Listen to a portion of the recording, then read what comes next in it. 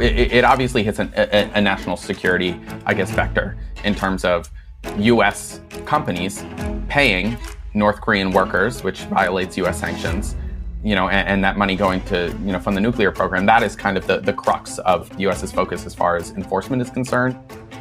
It's the Lawfare podcast. I'm Eugenia Lostri, senior editor at Lawfare, with Sam Kessler, deputy managing editor for tech and protocols at CoinDesk. Only in crypto can you have these startups holding literally billions of dollars that, people can hack into and steal. And that's just really attractive to a regime that earns money this way. Today, we're talking about the North Korean IT worker threat, how it affects the crypto industry, and how to mitigate it. So, Sam, we've had a few recent headlines focused on the threat of North Korean IT workers that infiltrate tech companies and then funnel their earnings back to the North Korean regime, and can also present serious insider threats to the companies that hire them. However, this is not really a new threat. So, could you maybe start by giving us an overview of how this scheme works and its history?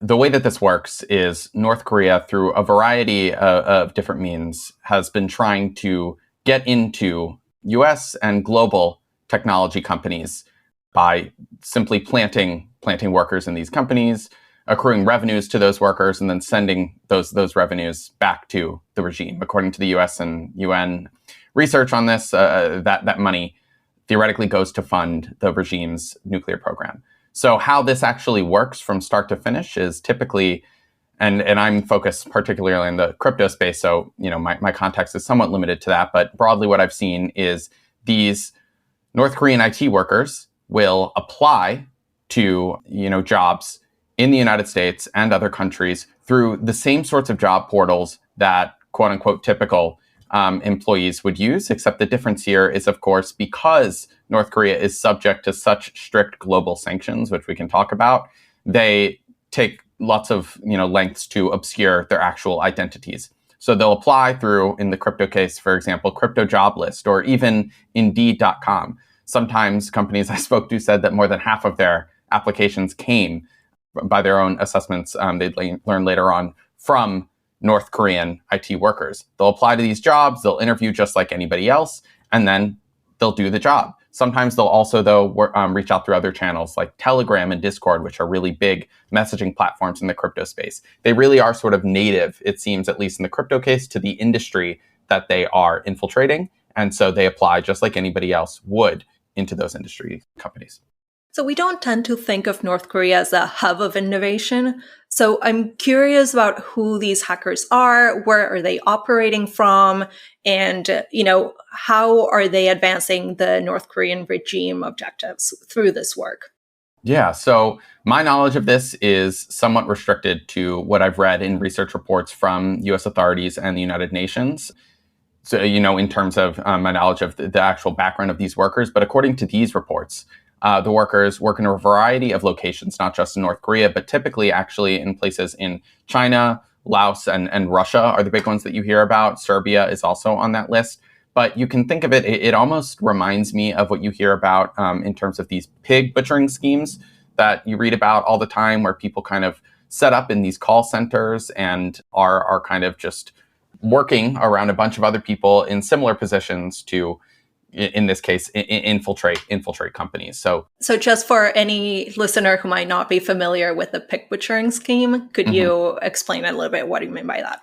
Yeah, and that's a whole other rabbit hole. I recommend, if you're interested in the crypto side of that, because a lot of times it's crypto scams, you read Zeke Fox's reporting from Bloomberg. But these pig butchering schemes are, those romance schemes, they used to be called, or romance scams, where people you see in your text messages, at least I get them a lot in the US, they'll be like, hey, Amy, where are you? And, my name's not Amy, so maybe I'll respond, I'm not Amy.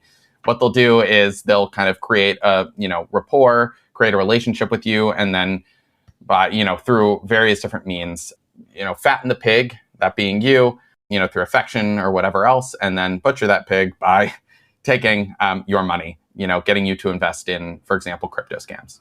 Not a particular fan of the name of pig butchering schemes. As I was saying that, it did not roll off the tongue. I don't know how we landed on that one, but I think it needed to be workshopped for a little bit longer, to be honest. I agree. Yeah. So continuing this thread, though, what's the scale of this threat? How much money is being funneled back to North Korea? How significant is this actually? So the questions you're asking so far, a lot of these are in this UN report that I keep on citing, and we'll get to some of these more specific anecdotes. But according, again, to cite the United Nations, I want to be careful as a reporter. It's not my own research in this case. They say $250 to $600 million per year globally go back to North Korea through IT workers. Most of that money coming from wages, just normal wages that these workers, and we call them IT workers, maybe it's just coders, developers, programmers, IT worker is the nomenclature that US and global authorities have adopted. And so that's a lot of money. Do you have a sense of what percentage of their salary they keep and how much needs to go back? Yeah, so according to that same report that I'm citing, it's about 10 to 30% of wages get kept by these quote unquote IT workers. 30% for the higher earners, 10% for the lower performers, which adds a interesting texture to this entire thing that makes it even more cynical, where a lot of these people, even though the wages that they might earn from working in a US company, for example, are higher than one would earn in North Korea doing a tech job there, they're still being forced to give a bunch of their salaries over to a different person, which, it is like a sort of modern form of, slavery or indentured servitude. You see a lot of things like this in the pig butchering context. A lot of those people who are doing that stuff, I make the comparison, are also themselves victims of scams. In this case, the scam, quote unquote, would be maybe that you are, just a person who was born in North Korea and subject to this sort of a system. Right. So the US has issued advisories with some guidance on how to deal with the IT worker threat. It has also targeted some of the infrastructure that has been used to facilitate the scheme. And I believe last year it sanctioned entities that have been involved with this. I believe they call obfuscated revenue generation and the malicious cyber activity that support the North Korean regime. So can you tell us a little bit more about this response in the US to the IT worker threat and the different prongs that are involved?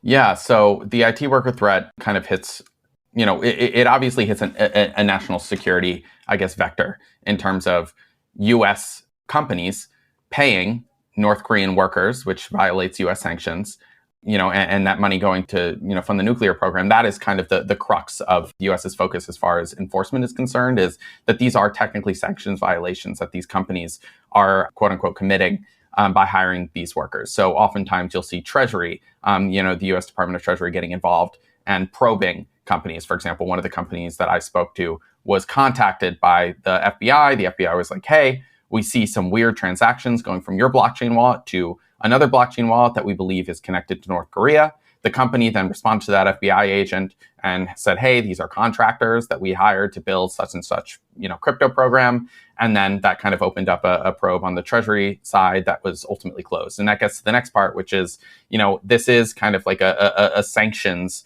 sort of thing insofar as the government response is concerned. But these companies, the government seems to understand, are themselves victims. So oftentimes what they focus on is not prosecuting companies who unwittingly, in every case that I encountered, are hiring these workers, even though it's technically illegal either way. It's something called strict liability, but I guess this is Lawfare, so maybe people, can actually dig into that. But anyway, they're usually not mad at these companies.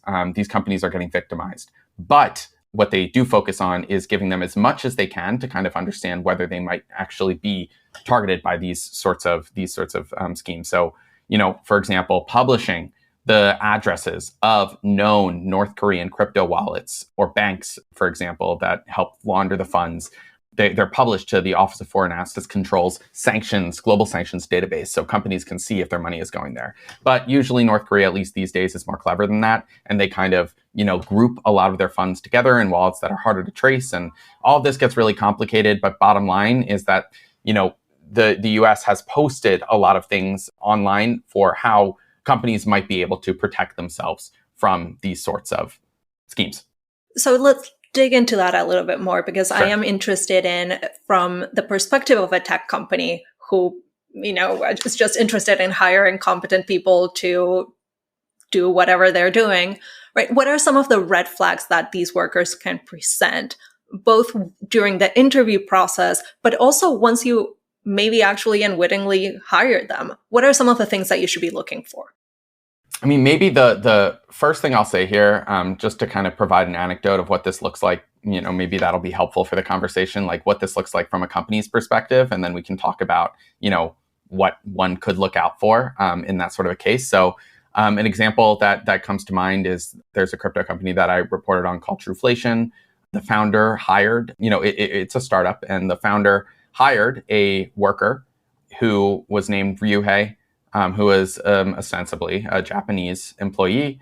But this founder started noticing some weird things with Ryuhei pretty quickly, with his story not matching up. For example, the founder noticed one day after this employee, Ryuhei, missed a call, that he blamed missing that call on an earthquake.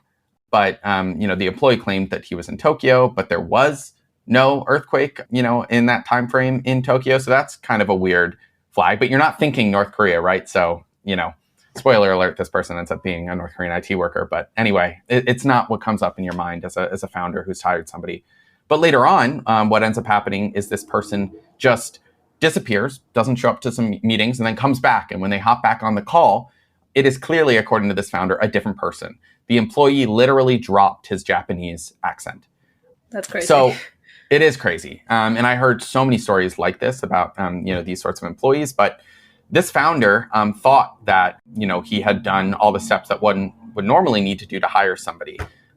For example, he had asked for background information from the worker, like passports and IDs and stuff. And he had reviewed those and they checked out.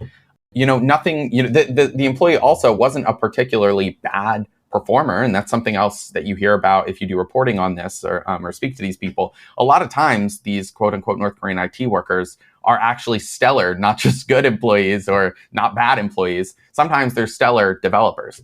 But anyway, long story short, this person ends up being North Korean. And this founder learns that not only was this person North Korean, but other individuals, 5 people total, that this person, this employer had hired in that same 2-month time frame were North Korean. That's fascinating. I think many of the stories that you share in your investigation are fascinating.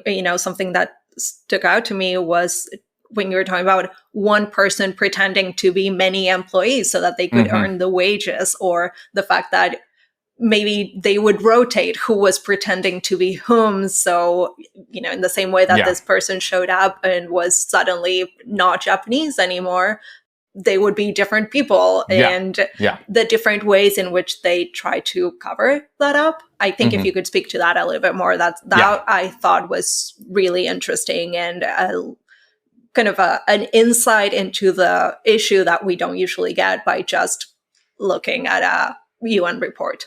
Yeah. So basically, let me use this anecdote to kind of like talk about, some of those red flags. So first off, I mentioned that this employee, Ryuhei, and the other employees had furnished real, or at least seemingly real IDs for this employer. That is not enough. And if there's one thing, if you're like an employer, if you're, operating a tech company and you don't know, and this is not by any means exclusive to crypto, if you have some suspicions or even don't, the most important takeaway here is that you run professional background checks on employees, and particularly remote employees, which is every case that I've uncovered of this happening. So just looking at these IDs is not enough, because sometimes the IDs are stolen, which will often come up if you use a professional background checking service. Sometimes the IDs are just really good fakes. And there's some, if you check my story on CoinDesk, you can see some examples of very real looking IDs from these people. So that's rule number 1, 2, and 3 in terms of, sussing out these people. The next thing is to be just mindful of just, I guess trusting your gut in terms of odd behavior. So I bring up this anecdote because it is super, I think, illustrative of, many of the anecdotes I came across over the course of my reporting, which is just weird things happen that would not happen if this was not the sort of ordeal scheme sort of a thing that we're talking about today. So in this case, and in many cases, you'll have an individual person, or ostensibly an individual employee, actually turning out to be multiple different people masquerading as a single individual. And if you notice, for example, as my story, gives the example of a person who remembers things in the morning and then seems to forget them in the afternoon, after your like daily stand-up meeting, if you notice that this person never wants to put their camera on, or they have like the word I heard was like factory noises, which is oftentimes they'll operate out of these sorts of call centers. These sorts of things that, might not be super indicative that a person is, a North Korean IT worker on their own, altogether should leave one to, take some pause.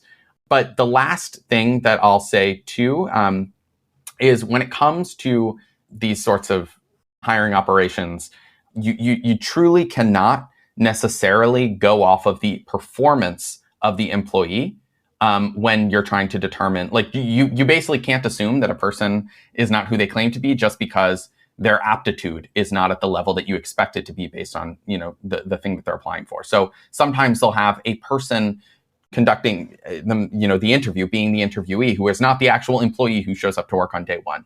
Sometimes the person who shows up to work on day one is a really competent employee, and you just can't go off of that to make your determinations. There's an interesting aspect that you focus on in your investigation, which is the development of these personas and the reputation that they develop, the fact that they want to protect access to the name and to maybe their contributions that are existing as a way to show like, yeah, this is what I've done. This is how I show that I'm good. That I found really interesting because given all of this, rotation, impersonation, you would not expect there to be such an attachment to specific names and personas.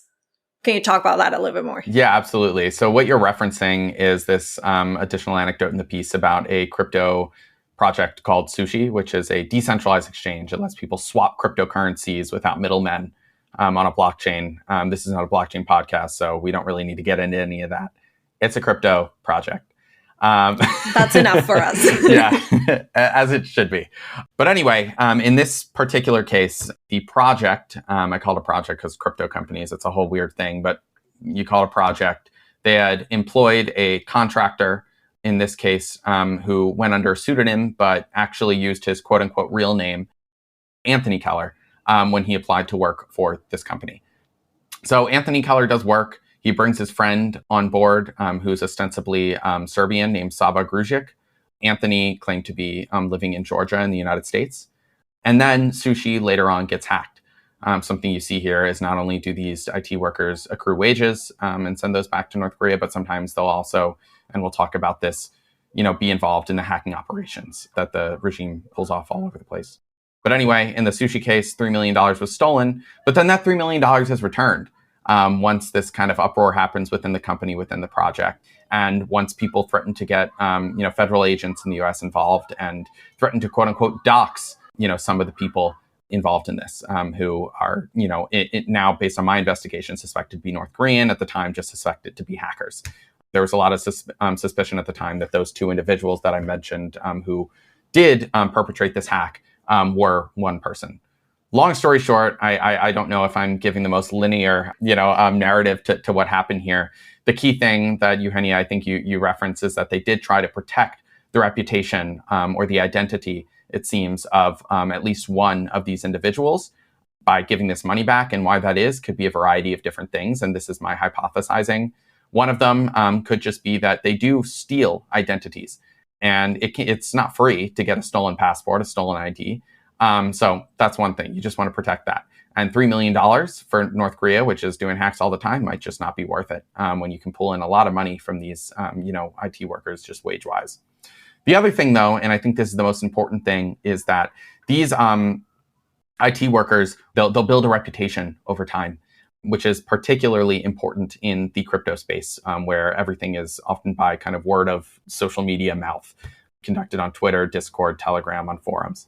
So you'll often see these employees, like Anthony Keller in this case, who, the pseudonym escapes me that he was using, but his pseudonym actually built up a pretty considerable degree of credibility within the crypto space before he ended up being implicated in this heist. So he worked on other prominent crypto protocols. he got real references. So I guess altogether, this ties into something we were talking about before, which is, these people try to build up these reputations, but that is also why you can't always, suss these people out without a background check, because references are simply not enough. You think if you get a reference check, if they pass through, that's the most important filter. References can be real, and they were in this particular case. Now, I couldn't help myself and had to jump into talking about all of these anecdotes, but I wanted to make sure that we also talked about the steps that come before this investigation. I want to know why you of course, you cover crypto, right? So it makes sense that you would do this. But as I think you say at the beginning of the piece, there was maybe less attention being paid to the IT workers infiltrating crypto companies. So what led you to focus on this particular strand of the challenge, I guess? And maybe if you could share a little bit more about how, you went about connecting with these companies and getting them to talk about the struggle that they face, or the surprise that they had when they realized that they had actually hired someone that they are legally not supposed to. Yeah, absolutely. So this problem of North Korean IT workers trying to infiltrate the crypto industry has been written about before. I actually recently stumbled across a CNN article that I think was written in 2022. I didn't even see this over the course of my reporting, that said North Korean IT workers are trying to infiltrate crypto companies. And now we know it's not just crypto companies where this is happening. It's what I report on. But the results of my investigation, I think, yielded something different, which is not only that this is maybe happening, but it is absolutely happening. They're not just trying to infiltrate these companies. They are successfully doing so. And the threat is, it goes far deeper, particularly in the world of crypto, as far as I'm, again, that's my context here. It goes far deeper than I think most people realize in terms of not only the scale of this operation. So many of your applications as a crypto company, and not just a few, but sometimes more than half of your applications for a position might be North Korean. So it's big in that respect. But it's also big in the sense that we have seen articles about this before. We have seen research about this before. We have seen warnings about this before. But I really endeavored in my article to show that it's not just companies that you haven't heard of. Maybe you haven't heard of them, but in the world of crypto, these are companies that within that community, people have heard of. Sushi, the one that I just mentioned, for example, is actually a pretty big name project. And, there's others that I won't, just list off here. But the goal for my reporting was not only to show that this is happening, that this is, widespread, but that it's not just, startups and companies that you haven't heard of, or that most crypto people haven't heard of, that are quote unquote falling for these sorts of things. It really is endemic to the entire industry. So that's part one. Part two is, how I sort of connected these dots, connected with these companies. So a lot of my work, and this is the beauty of being a crypto reporter, a lot of my work in this case was conducted on chain. So for all the negatives that you hear about crypto, many of them, well-earned negatives that you hear about it in the press, and even sometimes in my reporting frequently, there is a huge advantage for a random person like myself looking from the outside in, which is that payments are transparent. So we mentioned before that the Office of Foreign Assets Control published a list, and they do this intermittently, of sanctioned entities linked in this case to North Korea. I was actually able to cross-reference those addresses with crypto companies that are quote unquote docs that publish their crypto information on the internet or through a variety of other means. It's like you see, money from an investor going into this wallet, going into this wallet. You're able to do some sleuthing, talk to some people and figure out, okay, this address that's sending money to this account that's sending millions of dollars to North Korea. You're able to kind of, as a reporter, talk to whoever is publicly known associated with these crypto addresses. You can talk to those individuals and then make the connections. So a lot of the time, what I saw was a very similar pattern, which is a crypto company or a blockchain address that I don't even recognize sending, very regular payments to another address that is sending its payments, millions of dollars in this case, to North Korea, an address that is identified by the US government as being linked to North Korea, which to me is a red flag. Just the regularity of the payments, the size of the things leaving the address, there's all these different red flags that you kind of notice as a reporter or a researcher into this stuff, that somebody is an IT worker. So, You were saying this is a benefit from the crypto space, but you also described the industry as ripe for sabotage. So Yeah. what makes the space so vulnerable? Yeah. This gets to another part of your question that I don't think I addressed there, which is why these companies spoke up. So when you have on-chain evidence like I had, you're able to go to them and say, hey, I had a list for months and months and months, and I'll get to this. This ties in, I promise. But I had, a lot of these companies for at least many weeks. But I didn't want to publish anything until I had a critical mass so that I could show that I wasn't going to pick on one company, two companies, three companies. We had over a dozen companies that we named and got in contact with. And the point there was to show that this is so widespread in the crypto space that we're not just saying that, hey, this company made a mistake. We're saying that, hey, even this company made a mistake, and so did all of these other companies. So that's a bit of a nuance, but I want to make that clear as I'm talking about all these companies. Anyway, when you go to companies, they understand, and they in many cases were willing to lend their expertise just that they've generated from coming across this sort of stuff. Whatever. They were willing to talk about it. And almost every single one already knew that they had hired these North Korean agents just because other researchers had reached out, government in the US had reached out, and so on. Was, I guess, just the first reporter that had reached out. So anyway, moving to that question about crypto being unique. Just like it's uniquely transparent, there's also some negatives to, that make, I think, crypto uniquely rife for these sorts of things. So first off is crypto is just, ripe for exploitation just from a hacking standpoint. North Korea is the biggest perpetrator of crypto heists, stealing billions and billions of dollars, 3 to 6 billion, I forget the exact number, in the past few years alone, from crypto companies. And that's just because only in crypto can you have these startups holding literally billions of dollars that people can hack into and steal, and that's just really attractive to a regime that earns money this way. But the other thing is, I think that there's a really informal sort of texture to the crypto space as far as hiring and work is concerned. So companies are a lot more comfortable in crypto than in other industries, hiring literally anonymous workers. That's becoming less of a thing in certain places in crypto as it tries to kind of formalize and professionalize itself. But, that's just not going to be able to fly for much longer while these sorts of things abound with people trying to get into your companies. And then the last thing here is just that these companies pay relatively well. Western, and particularly Western crypto wages, and it's not just Western companies, but it's often Western companies, and we're on a US podcast, pay, higher than one would earn in North Korea for an IT quote unquote job. So if you're a developer, it's a great way to earn some money, and crypto is flooded with cash, if nothing else. You hinted at this already, but I wanted to ask if you could expand a little bit on all these different ways in which a company can be made aware that they hired a North Korean IT worker. I think you mentioned other researchers, or the government reaches out, or, you reach out. What are some of these stories like, and why isn't it maybe more normal to figure that out internally? Yeah.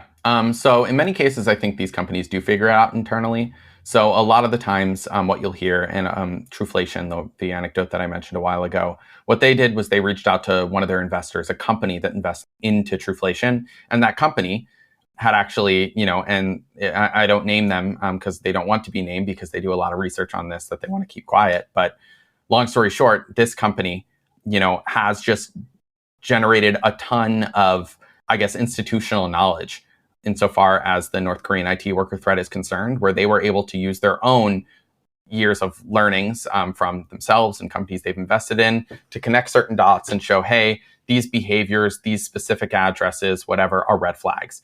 A lot of these companies, build up that muscle themselves. And that's something that you notice too is now Trueflation. They send me inbound applications, for example, that they can just tell are North Korean because of the way that they sound, the way that they're, constructed. So that's one thing. So they'll realize that way. But a lot of fresh companies that, are having their first run-in with a North Korean IT worker learn, for example, from law enforcement. So the FBI, we showed some emails from the FBI in my article where they literally reached out to one of my sources and said, hey, we noticed, like I said before, money flowing to, such and such an address that they said over the phone to this source was North Korea linked, according to, this FBI agent. And That's one way you learn. But another way that you learn this stuff is through researchers, through I guess sleuths is the best word, to describe many of these people, which is often themselves, in many cases, anonymous people like Zach XBT, who listeners of Lawfare might know who he is, or if you don't, he's got a really entertaining and interesting Twitter account. He'll often post the results of his crypto investigations. And in the case of North Korean IT workers, he was the first one to amass a really lengthy list of, GitHub, which is developer profiles, blockchain addresses, and so on that he had associated with North Korea. And that was actually really helpful for me, where after he had already reached out to these companies individually, I spoke to some of those companies based on the research that he'd done and connecting those dots myself. So there's a lot of people like him who kind of do this work and collaborate with one another behind the scenes. Now, have you seen any changes in the company's behavior after you talk to them, or as this becomes maybe a little bit more newsworthy? So you're seeing more headlines, you're becoming a little bit more aware that this is an actual problem that you could be facing. Has the risk assessment in the industry changed at all? You mentioned that some things are maybe not flying anymore, but I wonder if that's just a couple of the companies that are better positioned to make changes, or if that's an industry change more broadly. Yeah, I think the industry is, as far as I can tell, becoming more aware of this issue. The best evidence that I can point to, funnily enough, is memes. You oftentimes on quote unquote crypto Twitter, crypto X, whatever it's, people are calling it now, you'll see a hack that happens, and, you'll see memes in there about how they probably hired a North Korean IT worker. Now that sounds silly, but meme culture is a big part of crypto culture. And I think that does point to some broader awareness of this being a bigger threat. But I think we've seen a lot more writing about it. It's only been the past couple of years that we've seen the FBI and US Treasury Department and DOJ issuing specific advisories targeted at the crypto industry and the threat of DPRK IT workers. That obviously is going to spread some, level of awareness. And I think it's, reporting like mine and other stories that I've seen come out before and since point to the fact that this has been going on for a while, but I do think that there is this broader awareness happening. You've mentioned this before, but I want to dig into it a little bit more. And it's the connection between the North Korean hacking arm and the infiltrated IT workers. Tell us a little bit more about that connection, how it works, and why it's, maybe a different type of threat. Yeah, so this is something I also want to learn more about, and I'm trying to do my own additional reporting on. But North Korea is in the crypto world, it's best known for its hacking operations. Groups like Lazarus, which is, linked to that group that hacked Sony Pictures all those years ago when they were releasing The Interview, that movie, and released all of those internal, Hollywood emails. North Korea is well known to be a, huge perpetrator of cybercrime, and that is, crypto has become part and parcel to that entire operation over the past several years now. So the IT workers, many times, it seems, most times, according to U.S. advisories, are trying to just earn revenues, earn wages that they funnel back to the government and kind of keep a low profile. But researchers that I spoke to, examples that I unveiled, companies that I talked with, indicate that it is not just for earning wages, they are also hacking these companies. So why is that? And this is one of the most interesting things that you might be getting at with your question that I learned over the course of my reporting, which is that even though, North Korea is known for being this huge, really sophisticated hacking operation, it is not as fancy or sophisticated behind the scenes as it sounds when North Korea attacks for example, crypto company. Most of the time, it's not like they're hacking into the mainframe or doing something like you would see on a TV show. Mr. Robot is the example that I've been thinking of a lot recently, which is a great show. It doesn't look like that. It's not like they're hacking web servers.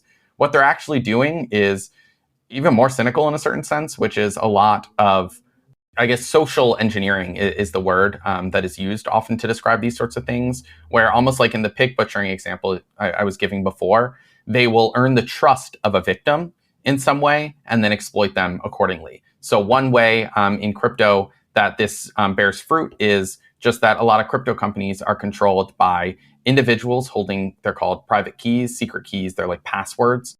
essentially, that give one access not only to crypto bank accounts, essentially, but also the ability to upgrade software. If you earn the trust of an individual, say by getting a job at this company, you are in a very good position to get into their literal systems and not hack those systems, but just put a backdoor in, change out an address, which is what happened in the Sushi case, or send a email laced with malware, send that to your CEO and have them think that they're interacting with a normal email, download a PDF, and then get access to their machine. That's what you see time and time again happening here, but it's not this sophisticated, crazy, black hat hacking sort of a thing that you usually think of. I'm compelled to do a plug here for the incredible podcast Lazarus Heist. Anyone who hasn't listened to that and wants to learn more about the North Korea cybercrime, go listen to that one. It's incredible. Absolutely. Give my endorsement. The whole thing's fascinating. It is incredible. Now, there's been recently other investigations into the North Korean scheme that reveal kind of other trends, like demanding a ransom from the employer after gaining access, kind of similar to what you described, or what I believe is called the contagious interview campaign, where the North Koreans are posing as recruiters as a way to spread malware. So as far as you are aware of these trends, did you see those adaptations in your own investigation? Is that something that is also happening in the crypto space, or are we just staying in this maybe less sophisticated social engineering space? Yeah, I actually think that a lot of this stuff that we're talking about still falls under that social engineering category. So it's not always clear if attacks are tied back to North Korea or, for example, Russia, which is also behind, not the Russian government necessarily by any means, like it is in the North Korea case. It's kind of the government, and these operations we're talking about are one and the same. But you also have like independent hacking groups. But anyway, all that aside, I do see examples of this absolutely happening in the crypto space. For example, as a reporter in this space, I'm not, famous at all yet. For whatever reason, for somebody of my, stature, I have a lot of impersonators, which is, pretty weird. I don't think journalists in other spaces have the number of impersonators that somebody with my number of followers gets just for being a crypto reporter.